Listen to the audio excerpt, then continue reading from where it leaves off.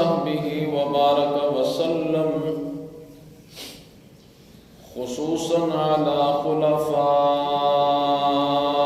الراشدين المهديين إلى يوم القيامة.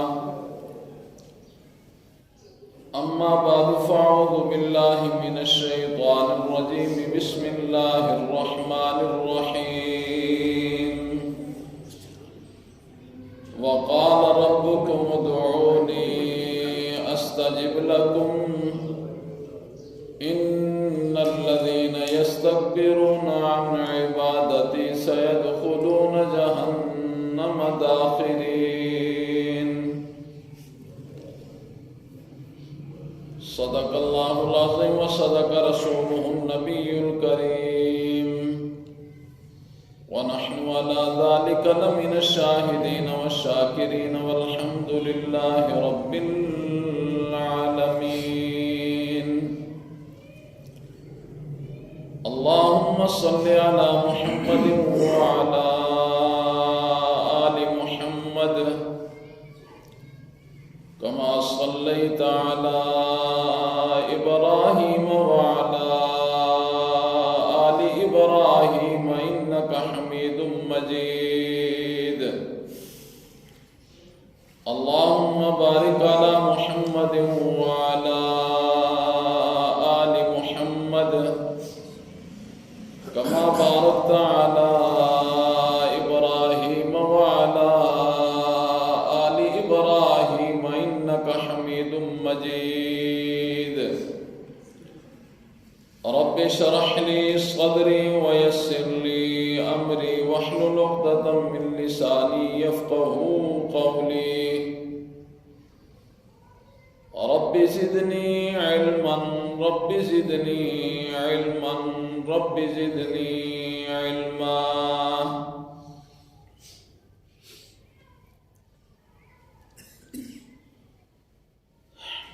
سورہ مومن 24واں پارہ اور اس کی آیت نمبر 60 آج کے خطبہ میں تلاوت کی ہے. اللہ رب العزت کی بارگاہ میں انتہائی عجز و انکساری کے ساتھ التجا ہے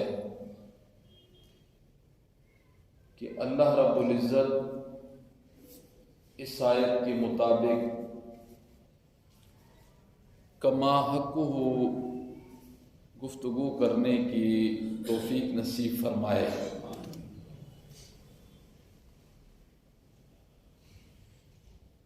اس آیت کے تحت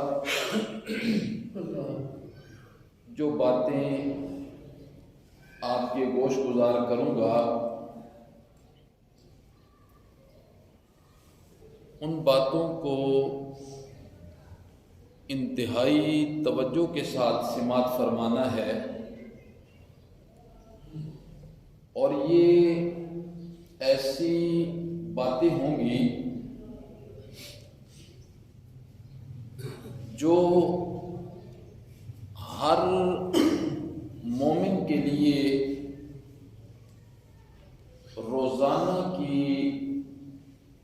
زندگی کے اندر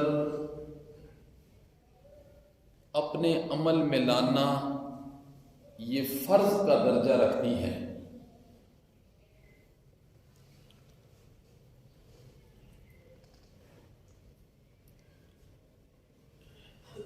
چند لوگ ایسے ہیں کہ جن کی دعا کو اللہ کبھی رد نہیں کرتے. چند لوگ ایسے ہیں جن کی پکار کو، جن کی التجا کو، استدعا کو اللہ رد نہیں کرتے. ان لوگوں میں ایک بندہ جس کے متعلق امام الانبیاء نے فرمایا وہ ہے مظلوم. وہ کون ہے؟ مظلوم.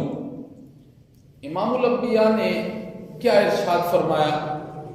فرمایا اتقی دعوت المظلوم فإنه ليس بينها وبين حجاب.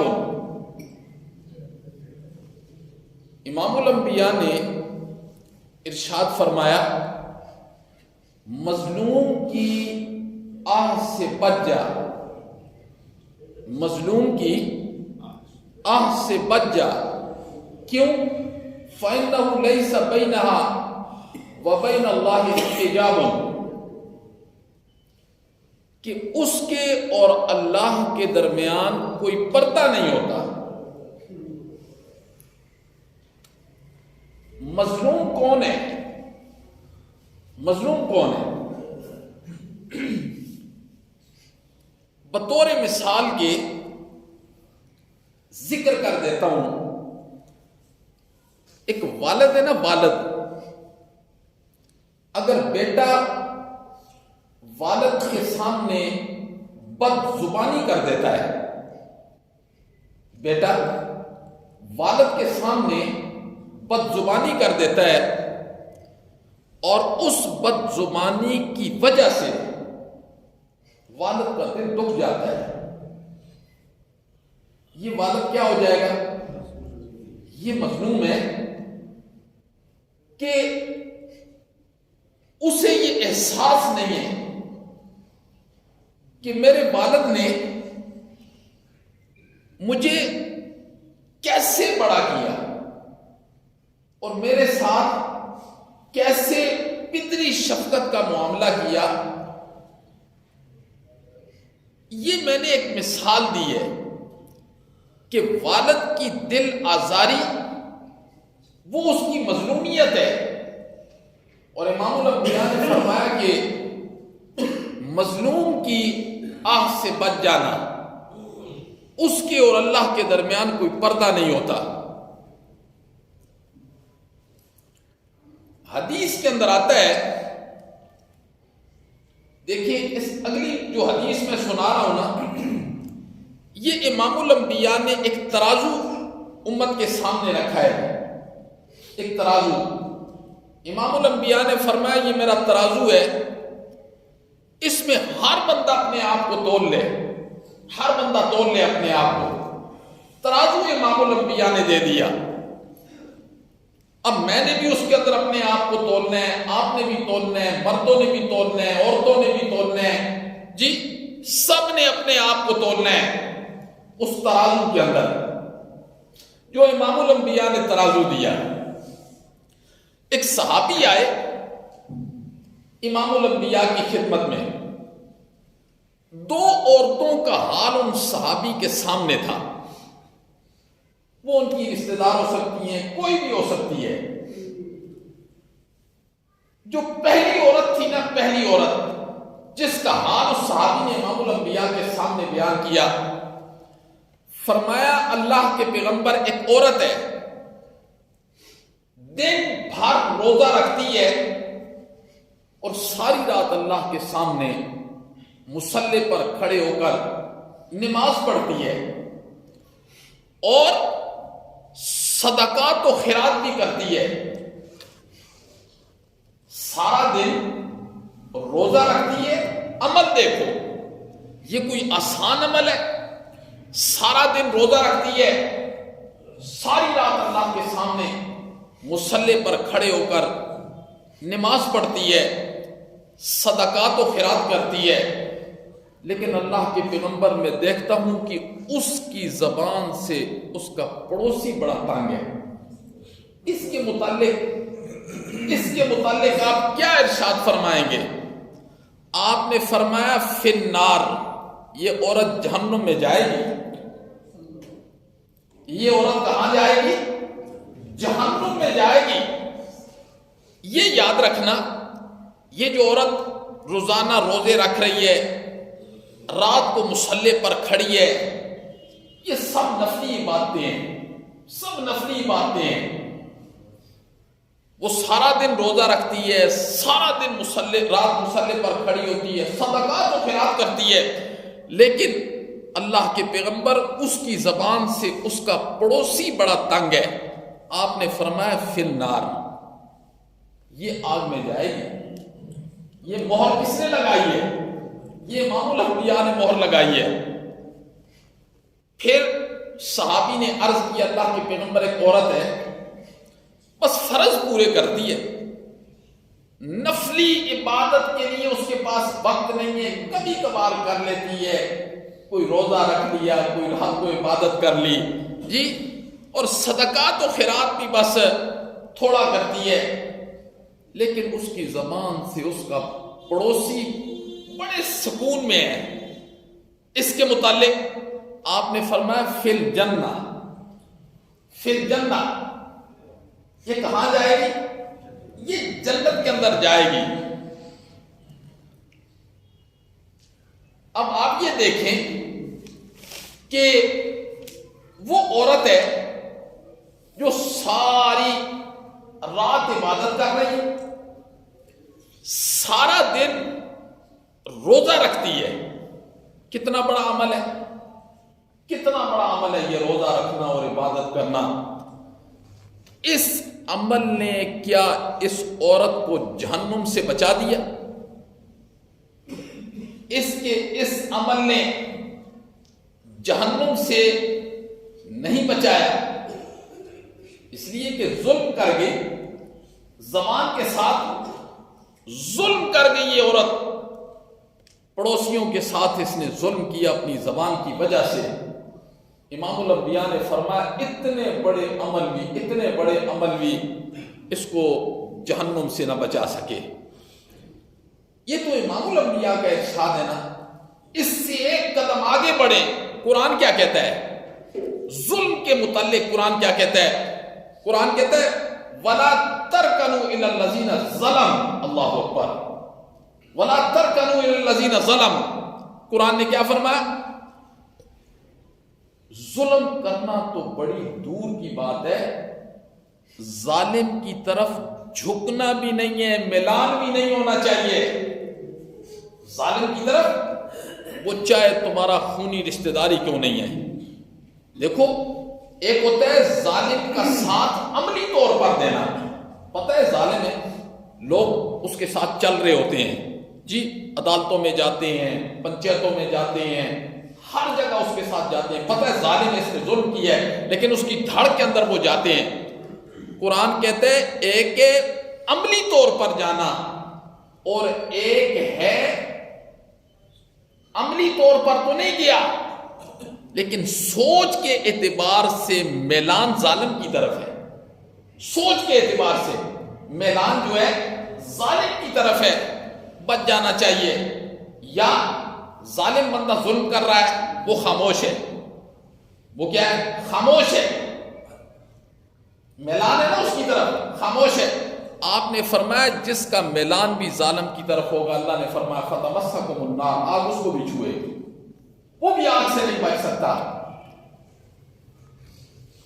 ظلم یہ بہت بری چیز ہے۔ آج کتنے مسلمان ہیں، دیکھو ظلم ہوتا ہے، چاہے وہ سوئی کے ناکے کے برابر ہو۔ آج اس معاشرے میں کتنا ظلم ہے، ہم حکمرانوں کو برا کہتے ہیں۔ ظاہر ہے جب ہم یہ چھوٹے چھوٹے ظلم سارا دن کریں گے تو اللہ رب العزت ظالم حکمران ہی آپ پر مسلط کریں گے نا۔ عمر بن عبدالعزیز جیسے لوگ تو نہیں آ سکتے پھر، کہ عمر بن عبدالعزیز جیسے لوگ آئیں گے۔ ظلم سارا دن ہو رہا ہے، ہر بندہ ظلم کر رہا ہے، اللہ اکبر۔ تو پہلا شخص وہ ہے جس کی دعا کو اللہ قبول کرتے ہیں، وہ کون ہے؟ وہ مظلوم ہے۔ فرمایا اتق دعوت المظلوم فإنه ليس بينها وبين الله حجاب، اس کے اور اللہ کے درمیان کوئی پردہ نہیں ہے، اس کے اور اللہ کے درمیان کوئی پردہ نہیں ہے۔ یہ ظلم کرنا، اس سے بچنا چاہیے۔ خاوند نے بیوی پر ظلم کر دیا یا بیوی نے خاوند پر ظلم کر دیا، یہ مثال ہے. چونکہ خاوند اور بیوی کا جوڑ آپس میں رہتا ہے اور بہت زیادہ رہتا ہے، اور اس میں بڑا ظلم ہوتا ہے. لہذا اگر ظلم ہوا تو ہر ایک دوسرے کے متعلق یہ گمان کر لے، یہ یقین کر لے کہ اگر یہ مظلوم ہے، اور کبھی کبھار گھر میں بیوی مظلوم ہوتی ہے نا، مظلوم جب وہ بدوا کرتی ہے نا تو خمیازہ پھر دونوں کو بھگتنا پڑتا ہے، بیوی کو بھی خاوند کو بھی. ظاہر ہے وہ بدوا ایسی دے دے، خاوند اس کو طلاق دے دے، اس زندگی پریشان کو نہیں ہے، پھر اس کے لیے خمیازہ تو پھر اسے بھی بھگتنا پڑتا ہے. تو مظلوم کی بدوا سے بچ جاؤ. مظلوم ہوتا ہے. کتابوں میں ایک واقعہ لکھا ہے، ایک بادشاہ شکار کرنے کے لیے نکلا نا، فوج اس کے ساتھ ہے اس کی.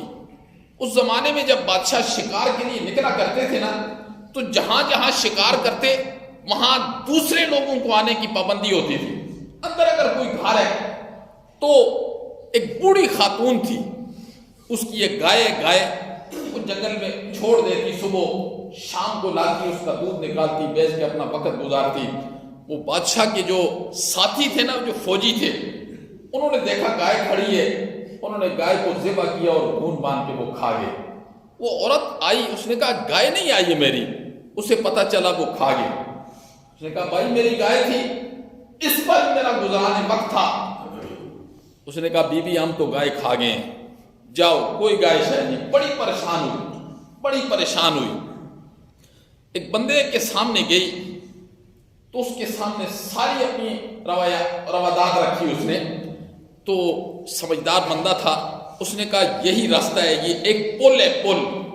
بادشاہ 3 دن شکار کرنے کے بعد یہیں سے گزرے گا، بس اور کوئی راستہ نہیں، اس پل پر کھڑی ہو جا. جو ہی بادشاہ سواری پر آئے نا، سواری کی لگام پکڑ کے اس کے سامنے ساری بات رکھنا. خاتون بڑی سمجھدار تھی، وہ پل کے اوپر آئی نا تو بادشاہ آ رہا تھا. اس نے سواری کی لگام پکڑی، اس نے کہا بادشاہ حساب اس پل پر دینا ہے کہ اس پل پر دینا ہے. اس نے ایک ہی جملہ کہا. وہ بادشاہ بھی ان کے دل میں خوف خدا ہوتا تھا. کئی ایسے بادشاہ تھے بڑا خوف خدا تھا. بادشاہ نیچے اترا، اس نے اپنی پگڑی جو ہے نا اس خاتون کے قدموں میں پھینکی. اس نے کہا بی بی ماں اس پل کی بات ہی نہ کر، اس پل کی بات نہ کر، اس پل پر جو لینے لے، اس پل پر میں نہیں دے سکتا، اس پل کی بات نہ کر. کیا بات ہے؟ اس نے کہا تیرے کارندوں نے میری گائے ذبح کر کے کھا لی ہے اور میری زندگی کا گزرانے وقت اسی پر ہوتا تھا. اس نے کہا اچھا. اس نے اپنے وزیر سے کہا اس کو 70 گائے کی قیمت دے دو، 70 گائے کی قیمت دے دو. پھر بادشاہ نے کہا ماں جی مجھے معاف کر دیا. ماں جی نے کہا معاف کر دیا. بادشاہ نے کہا ماں جی خوش ہو؟ اس نے کہا خوش ہوں. فرمایا جاؤ. اور یہ کون کرتا ہے؟ یہ کون کرے گا؟ یہ کام کون کرتا ہے؟ یہ کام وہ کرتا ہے جس کے دل میں خوف خدا ہوتا ہے. جس کے دل میں خوف خدا ہوتا ہے. اور جس کے دل میں خوف خدا نہیں نہ ہوتا اسے کوئی پرواہ نہیں ہے میں کس کے ساتھ ظلم کر رہا ہوں، میں کس کے ساتھ ظلم نہیں کر رہا، میں نے کس کا دینا ہے، میں نے کس کا، اسے کوئی پرواہ نہیں ہوتی کوئی. یہ کام تو صرف وہ لوگ کرتے ہیں جن کے دل میں کیا ہوتا ہے؟ خوف خدا ہوتا ہے. تو وقال ربکم ادعونی استجب لکم، اللہ نے فرمایا مجھ سے مانگا کرو. تو میں نے کیا کہا؟ چند لوگ ایسے ہوتے ہیں جن کی دعا کو اللہ رد نہیں کرتے ہیں، رد. ان میں پہلا شخص کون ہے؟ مظلوم ہے، مظلوم. اور دوسرا شخص کون ہے؟ امام الانبیاء نے. دوسرا شخص امام الانبیاء نے فرمایا حاجی ہے، حاجی جو حج کے سفر پر جاتا ہے، حج کے سفر پر جاتا ہے اور معاذ اللہ کی رضا ہوتی ہے، معاذ اللہ کی رضا ہوتی ہے. فرمایا وہ جب تک اپنے گھر میں واپس نہیں نہ لوٹ کر آتا اللہ رب العزت اس کی ہر دعا قدم قدم پر قبول فرماتے ہیں، قدم قدم پر. اور یہ تو فضائل ہے نا، فضائل، وعید کتنی ہے، حج کی وعید کتنی ہے۔ امام الانبیاء نے ارشاد فرمایا جس بندے پر حج فرض ہے اس نے حج نہ کیا، اس کے لیے امام الانبیاء نے بدعا کی ہے، وہ یہودی ہو کر مرے یا عیسائی ہو کر مرے، اللہ کو اس کی کوئی پرواہ نہیں ہے، اللہ کو اس کی کوئی پرواہ نہیں ہے۔ اور یاد رکھنا حج بوڑھوں کی عبادت نہیں ہے، حج جوانوں کی عبادت ہے۔ بڑھاپے میں پھر تو انسان وہ اعمال کر ہی نہیں سکتا، جاتے ہیں، ہم نے دیکھا ہے وہاں بہت مشکل ہوتا ہے، یہ جوانوں کی عبادت ہے۔ لیکن شیطان ہمارے ذہن میں ابھی بچے کی شادی کرنی ہے، بچی کی شادی کرنی ہے، فلاں کرنا ہے، فلاں کرنا ہے، جب سارے کاموں سے فارغ ہو جاتا ہے، جسم سے بھی فارغ ہو جاتا ہے نا، تو پھر حج کے لیے اولاد اس کو رخصت کر دیتی ہے۔ جی بوڑھے ماں باپ کو حج کے لیے بھیجنا بھی بڑا ظلم ہے۔ ہاں ساتھ جاؤ، تم ان کے ساتھ جاؤ، انہیں حج کرواؤ۔ یہ جو لوگ گئے نا وہاں، ان سے پوچھو کہ کتنا مشکل کام ہے۔ تو امام الانبیاء نے فرمایا حاجی کی دعا قبول ہوتی ہے۔ اور فضائل کیا ہے؟ فرمایا من حج فلم یرفس ولم یفسق رجع، اللہ اکبر، ذنوبہ کیوم، اللہ اکبر۔ امام الانبیاء نے فرمایا جس بندے کا حج قبول ہو جاتا ہے، حج قبول ہو جاتا ہے، وہ ایسے ہی ہوتا ہے جیسے آج اپنی ماں کی پیٹ سے پیدا ہوا ہے۔ اللہ ایسے اس کو گناہوں سے کیا کر دیتے ہیں؟ پاک کر دیتے ہیں۔ یہ دوسرا شخص ہے جس کی دعا اللہ رب العزت کبھی رد نہیں کرتے ہیں۔ اور تیسرا امام الانبیاء نے فرمایا مجاہد جو اللہ کے راستے میں الہ کلمت اللہ کی سربلندی کے لیے، لا الہ الا اللہ محمد الرسول اللہ کی سربلندی کے لیے، معاذ اللہ کی رضا کے لیے اللہ کے راستے میں جہاد کرتا ہے۔ اور امام الانبیاء نے فرمایا نا کہ دو آنکھوں پر جہنم کی آگ حرام ہے، ایک وہ آنکھ جو فی سبیل اللہ پہرا دیتی رہی اللہ کے راستے میں، اور دوسری وہ آنکھ خوف خدا کی وجہ سے آنسو باہر ٹپک پڑے۔ فرمایا ان دو آنکھوں پر اللہ نے جہنم کی آگ کو حرام کر دیا ہے۔ تو تیسرا وہ شخص ہے مجاہد جو اللہ کے راستے کے اندر کیا کرتا ہے؟ جہاد، پھر جاگتا ہے۔ اللہ رب العزت اس کی دعا کو بھی رد نہیں کرتے۔ پہلا شخص ہو گیا مظلوم، دوسرا شخص ہو گیا حاجی، اور تیسرا شخص ہو گیا مجاہد، اور چوتھا شخص کون ہے جس کی اللہ رب العزت دعا رد نہیں کرتے؟ فرمایا وہ مریض ہے، بیمار ہے۔ کون ہے؟ مریض، بیمار، جب وہ بستر مرض پر وہ اپنے اللہ کو پکارتا ہے، اپنے اللہ کو پکارتا ہے، اپنے اللہ سے باتیں کرتا ہے، امام الانبیاء نے فرمایا اللہ اس کی دعا کو رد نہیں کرتے، اس کی دعا کو رد نہیں کرتے۔ اللہ اکبر۔ امام الانبیاء نے کیا ارشاد فرمایا؟ آپ کی حدیث ہے، آپ نے ارشاد فرمایا کہ مریض جو دعا کرتا ہے اللہ اس کی دعا کو رد نہیں کرتے۔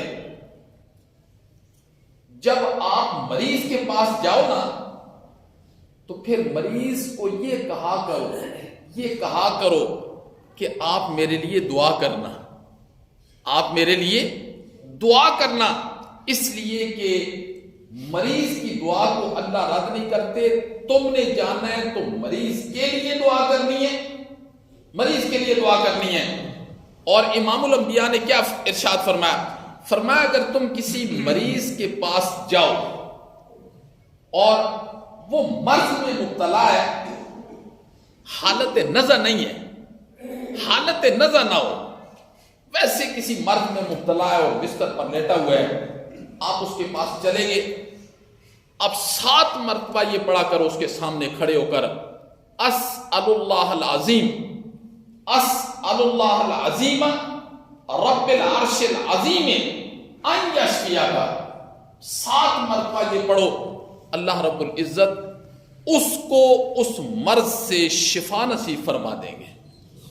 اسأل اللہ العظیم رب العرش العظیم ان یشفیک، یہ 7 مرتبہ پڑھو، اللہ رب العزت اس کے سامنے کھڑے ہو کر اللہ رب العزت اس کو اس مرض سے نجات نصیب فرمائیں گے۔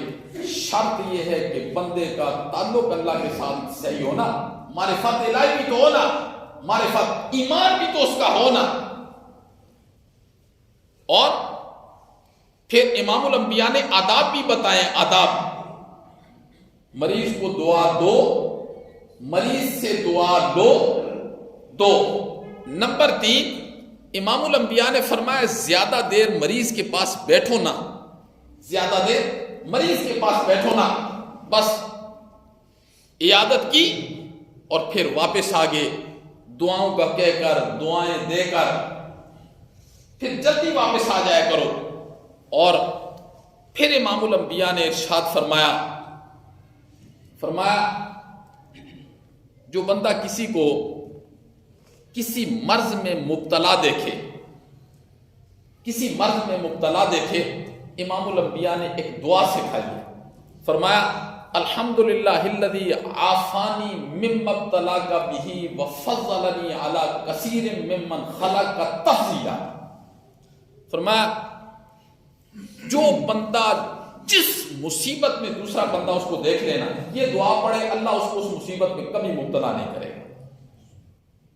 کوئی مصیبت بھی ہے، کسی بندے پر کوئی مصیبت آپ دیکھ لیں، جی امام الانبیاء نے فرمایا دیکھنے والا یہ دعا پڑھے نا، الحمدللہ الذی عافانی مما ابتلاک بہ وفضلنی علی کثیر ممن خلق تفضیلا، امام الانبیاء نے فرمایا اللہ اس بندے کو اس مصیبت میں کبھی مبتلا نہیں کرے گا۔ اللہ اکبر، شریعت کیسی زبردست چیز ہے، اور امام الانبیاء کے بتائے ہوئے نسخے آج ہم کس طرف بھاگ رہے ہیں، کس طرف جا رہے ہیں؟ تو امام الانبیاء نے فرمایا تیسرا شخص وہ ہے، تیسرا شخص، تیسرا کہ چوتھا شخص وہ ہے مریض جس کی دعا کو اللہ کبھی رد نہیں کرتے۔ اور 5واں شخص کون ہے؟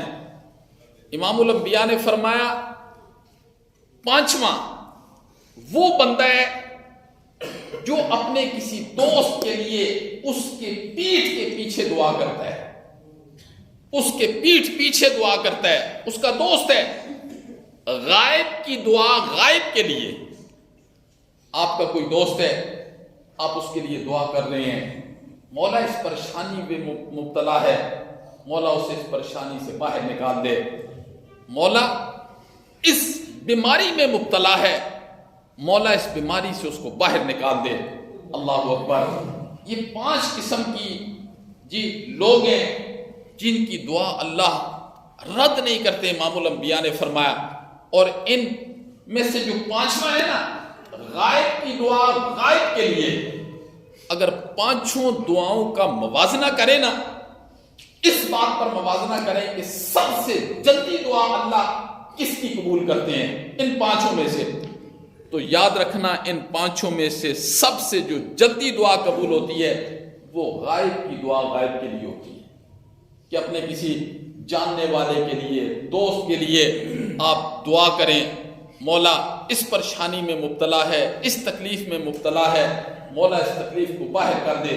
امام الانبیاء نے فرمایا کہ جب بندہ غائب کے لیے دعا کرتا ہے نا، غائب کے لیے دعا کرتا ہے، اللہ رب العزت ایک فرشتہ مقرر کر دیتے ہیں اس بندے کے لیے جو دعا کرتا ہے۔ اللہ رب العزت ایک فرشتہ مقرر کر دیتے ہیں اس بندے کے لیے جو دعا کر رہا ہوتا ہے۔ اللہ کہتے ہیں میرا یہ بندہ اس کے لیے دعا کر رہا ہے، تو دعا کر اس کے لیے، تو دعا کر اس کے لیے۔ ذہن میں آ سکتا ہے نا، اگر ہم دوسرے کے لیے دعا کریں تو ہمارے لیے کون کرے گا؟ تو ہم اپنے لیے کیسے مانگیں گے؟ امام الانبیاء نے فرمایا اللہ ایک فرشتہ مقرر کر دیتے ہیں، اور اللہ فرشتے کو یہ حکم دیتے ہیں کہ تو اب اس بندے کے لیے دعا کر۔ دعا کرنے والا فرشتہ ہوتا ہے تو قبول کرنے والا بھیجنے والا ہوتا ہے، تو اس دعا کی قبولیت میں کوئی شک ہے؟ اس دعا کی قبولیت کے اندر کوئی شک و شبہ باقی نہیں رہتا۔ اللہ اکبر۔ دیکھیے اس کی اہمیت قیامت تک پڑھانے کے لیے امام الانبیاء حضرت سیدنا محمد الرسول اللہ صلی اللہ علیہ وسلم نے عملی طور پر حضرت فاروق اعظم ہے رضی اللہ تعالیٰ عنہ، اللہ اکبر، حضرت فاروق اعظم جن کے متعلق امام الانبیاء نے ارشاد فرمایا، عمر تو جہاں سے گزرتا ہے شیطان کو گلی چھوڑ دیتا ہے۔ آج بھی حضرت عمر امام الانبیاء کے پہلو میں سوئے ہوئے ہیں۔ اس سے بڑی کوئی فضیلت ہو سکتی ہے؟ حضرت عمر امام الانبیاء کے پہلو میں ہیں، روضہ رسول کے اندر ہیں، اللہ اکبر۔ حضرت عمر ایک دفعہ آئے اور میں اللہ کے پیغمبر اجازت ہو تو میں عمرہ نہ کروں، آپ کی اجازت چاہیے مجھے، عمرے کو دل کر رہا ہے، بیت اللہ کا طواف کرنے کو دل کر رہا ہے۔ امام الانبیاء نے کیا ارشاد فرمایا؟ حالانکہ نبی اور امتی کا کوئی جوڑ ہے، نبی اور امتی کا کوئی جوڑ نہیں ہے، پھر عمر میں بھی حضرت عمر رضی اللہ تعالیٰ عنہ چھوٹے ہیں، لیکن ایک اہمیت بڑھانے کے لیے غائب کی دعا، غائب کے لیے امام الانبیاء نے کیا ارشاد فرمایا؟ امام الانبیاء نے ارشاد فرمایا، اے اخیا، اللہ اکبر، اشرکنا فی دعائے کا ولا تنسانا، اے میرے چھوٹے بھائی اپنی دعاؤں میں مجھے یاد رکھنا، مجھے بھولنا نہیں ہے۔ یہ کون کہہ رہا ہے؟ یہ امام الانبیاء کہہ رہے ہیں، اور کسے کہہ رہے ہیں؟ حضرت فاروق اعظم رضی اللہ فرمایا، اے میرے چھوٹے بھائی اپنی دعاؤں میں مجھے شریک کرنا ہے، ولا تنسانا، مجھے بھولنا نہیں ہے۔ اب یہ غائب کی دعا، غائب کے لیے انشاءاللہ کریں گے نا، کریں گے نا؟ کتنے فضائل ہیں، یہ مشکل ہے؟ اللہ کیا کہتے ہیں؟ وَقَالَ رَبُّكُمُ ادْعُونِي أَسْتَجِبْ لَكُمْ، وَقَالَ رَبُّكُمْ، کہا تمہارے رب نے، أَسْتَجِبْ لَكُمْ، میں پکار کو قبول کرتا ہوں، میں تمہاری دعاؤں کو قبول کرتا ہوں، سنتا ہوں۔ إِنَّ الَّذِينَ يَسْتَكْبِرُونَ، بے شک وہ لوگ جو تکبر کرتے ہیں، عن عبادتی، مجھ سے نہیں نہ مانگتے، اللہ نے فرمایا مجھ سے نہیں مانگتے، میرے غیر کے پاس چلے جاتے ہیں، میرے غیر کے پاس چلے جاتے ہیں، مجھ سے نہیں مانگتے۔ اللہ نے فرمایا ان الذین یستکبرون عن عبادتی سیدخلون جہنم داخرین، میں انہیں ذلیل کر کے جہنم کے اندر پھینکوں گا، مجھ سے نہیں مانگتے، میرے غیر سے مانگتے ہیں۔ اس لیے اب یہاں اس حدیث سے کیا سمجھ آئی کہ حضرت فاروق اعظم امتی ہیں اور چھوٹے ہیں، اور نبی پاک انہیں دعاؤں کا کہہ رہے ہیں۔ تو ہمیں بھی ایک دوسرے کو یہ کہنا چاہیے، بڑے چھوٹوں سے کہیں، چھوٹے بڑوں سے کہیں کہ آپ ہمیں اپنی دعاؤں میں یاد رکھنا، ہمارے لیے دعا کرنا۔ جی، بڑا چھوٹے سے کہے، چھوٹا بڑے سے کہے، پیر مرید سے کہے۔ آج پیر مریدوں کو یہ کہتے ہیں میرے لیے دعا کرنی ہے، بولو سارے مرید پیروں کے قدموں میں، کوئی گھٹنے چوم رہا ہے، کوئی پاؤں میں گر رہا ہے۔ آج تک کوئی پیر اگر مرید سے یہ کہے نا میرے لیے بھی دعا کرو، تو مرید کو یہ پتہ چل جائے کہ پیر صاحب الہ نہیں ہے، پیر صاحب الہ نہیں ہے، پیر صاحب معبود نہیں ہے، یہ بھی مخلوق ہے۔ جیسے میں حاجت مند ہوں اس طرح پیر صاحب بھی حاجت مند ہے، جس طرح میں بیمار ہوتا ہوں تو پیر صاحب بھی بیمار ہوتا ہے، میں مرتا ہوں تو یہ بھی مر جاتا ہے۔ لہٰذا پیر کو بھی اپنے مریدوں سے یہ کہنا چاہیے میرے لیے دعا کرو، اور مریدوں کو بھی پیروں سے یہ کہنا چاہیے ہمارے لیے دعا کرو۔ بات پھر بنتی ہے نا میرے بھائی، اگر ایک طرف سے سلسلہ چلے اور مرید یہ سمجھے کہ پیر صاحب کو دعا کی ضرورت ہے ہی نہیں ہے، تو یہاں تو حضرت عمر کیا کہہ رہے ہیں؟ یہاں حضرت امام الانبیاء فرمایا عمر اپنے بھائی کو دعاؤں میں شریک رکھنا، میرے چھوٹے بھائی مجھے دعاؤں میں شریک رکھنا اور مجھے بھولنا نہیں ہے۔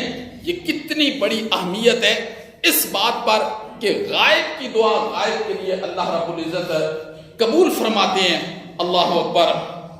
پھر امام الانبیاء نے فرمایا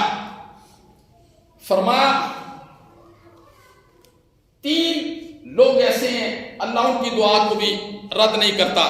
ثلاث دعوات مستجاب لا شک فیہن، فرمایا اس کے اندر شک ہی نہیں ہے. اللہ دعوت المظلوم، مظلوم کی بدعا یہ ہو نہیں سکتا کہ اللہ قبول نہ کرے، اس کے اندر کوئی شک ہی نہیں ہے. ودعوت المسافر، شری سفر ہونا، شری سفر کتنا ہوتا ہے؟ 48 میل، اور آج کل کلومیٹروں کے حساب سے کم از کم 78 کلومیٹر ہوتا ہے. اگر اس کا ارادہ کر کے بندہ چلے نا، پھر اس کو راستے میں دعائیں کرتے رہنا چاہیے، دعائیں کرتے رہنے چاہیے. اللہ رب العزت مسافر کی دعا کو بھی رد نہیں کرتے. اور دعوت الوالد علی ولدہ، باپ کی بدعا بیٹے کے خلاف، یہ آسمان کے سارے دروازے پھاڑ کے چلی جاتی ہے. اس لیے اس مجمع میں جو اولاد ہے نا، اولاد، وہ یہ دل کی تختی پر یہ بات لکھ لے کہ صدیوں سے یہ چلا آ رہا ہے، جس نے اپنے والد کو تنگ کیا ہے وہ اپنے اولاد کے ہاتھوں ضرور تنگ ہوا ہے، ضرور تنگ ہوا ہے. یہ یاد رکھ لینا، یہ مکافات عمل ہے. دنیا کے اندر ہی اس کا، آخرت میں جو ملنا ہے سو ملنا ہے، دنیا کے اندر ہی اس کا بدلہ مل جاتا ہے. مکافات عمل ہے. اور والد ہوتا ہے نا، والد، اس کا دل، جب دل آزاری ہو جائے تو یہی بدعا ہوتی ہے.